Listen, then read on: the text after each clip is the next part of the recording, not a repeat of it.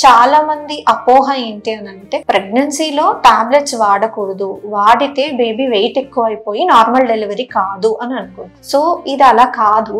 So ఏ tablets వల్ల baby weight gain అయిపోయి మనకి నార్మల్ డెలివరీ కాకోకుండా ఉండేది అనేది ఏవి లేవండి. అసలు అలాంటివి తయారీలోనే లేవు. అసలు ఆ అపోహ పడద్దు. సో ఐరన్ కాల్షియం అనేది మనకు అవసరం. ప్రెగ్నెన్సీ ఒకసారి వచ్చింది అంటే ప్రతి గర్భిణీ స్త్రీకి ఎక్స్ట్రా క్యాలరీస్ అవసరం, ఎక్స్ట్రా న్యూట్రిషన్ అవసరం. ఆ క్యాలిక్యులేషన్ ప్రకారమే ప్రతి ఒక్కరు మనం గవర్నమెంట్ లో చూపించుకున్న, ప్రైవేట్ లో చూపించుకున్న, వేరే దేశంలో చూపించుకున్నా కూడా ప్రతి గర్భిణీ స్త్రీకి ఇచ్చే టాబ్లెట్సే ఇవి. ఐరన్ ఇస్తాము, కాల్షియం ఇస్తాం.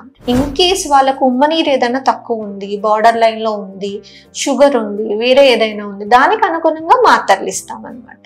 సో ముందు పీసీఓడి ఉంది, లేదా ముందు డయాబెటీస్ ఉంది, లేదా ఇప్పుడు డయాబెటీస్ వచ్చే రిస్క్ ఉంది, లేదా హైపర్ టెన్షన్ వచ్చే రిస్క్ ఉంది, కండిషన్ ని బట్టి కొన్ని టాబ్లెట్స్ ఇస్తాం.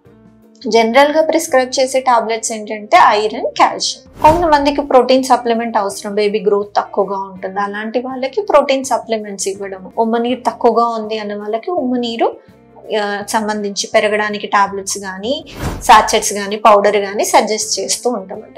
మీకు ఎవరికైనా సరే ఎనీ డౌట్ ఉంది, మీరు ప్రెగ్నెంట్, మీరు వాడడం లేదు టాబ్లెట్స్, మీకు డౌట్ ఉంది అందుకు వాడడం లేదు, మీ డాక్టర్ని సంప్రదించండి.